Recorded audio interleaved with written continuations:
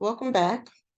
This week, we're going to be going into some in-depth historical events, focusing specifically on Chicano histories, because with ethnic studies, Chicano histories and Chicano activism was central to the establishment of ethnic studies. But we will touch on Latin and Latin American histories, generally speaking. The first thing I want to talk to you about is Chicano indigeneity. Indigeneity, or Chicano indigeneity, has been a topic of debate, and it is what underscores this discourse of the Chicano movement and the displacement of peoples from their own lands. So we're going to talk first about Chicano indigeneity.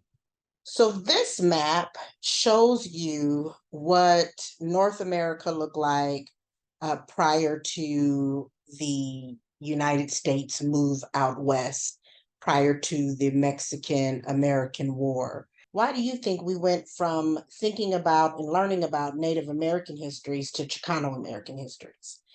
Because of this particular debate around indigenous or indigeneity with regards to people from Mexico. This is a debate about where people from Mexico or of Mexican descent fit into the discourse of indigeneity. Much of the debate is entangled in the colonial discourse in two ways.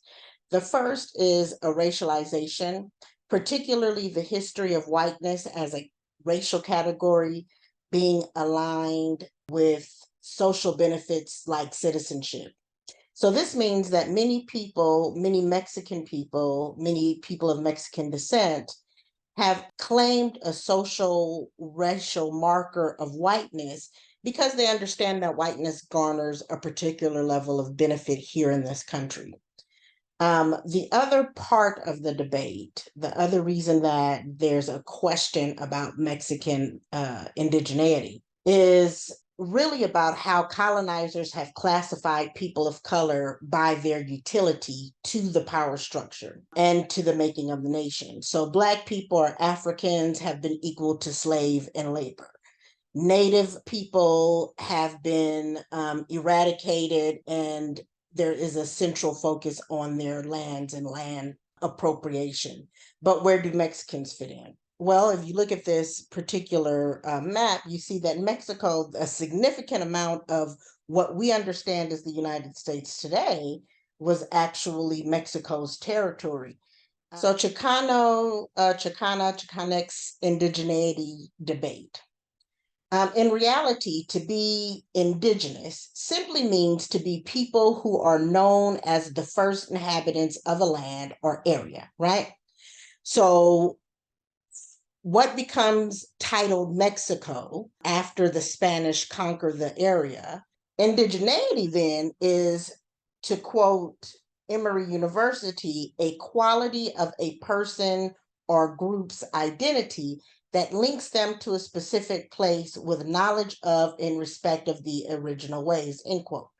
Socially, we recognize Native Americans as the first inhabitants of this land. And though dispossessed of the land and displaced onto reservations, they are still the group who is linked to this place through their knowledge and respect of the original ways. So we recognize their indigeneity.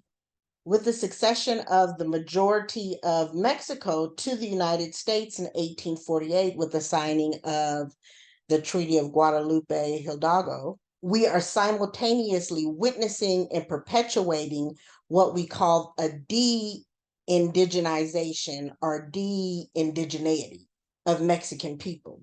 Put differently, the process of de-indigeneity effectively renders Mexican people as non-natives. It renders them as alien to their native lands, right?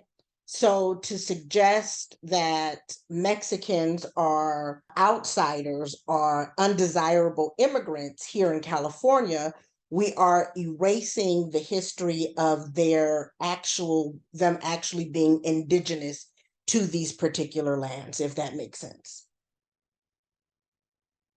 So this week we're going to go through the material. As we go through the material, as you're reading, as you are viewing the films, I want you to keep in mind that the de-indigenization of Mexican people and their fight for recognition undergirds all of these particular social movements, right? I want you to think about the language of immigration and the language of alienness in conversation or in concert with this.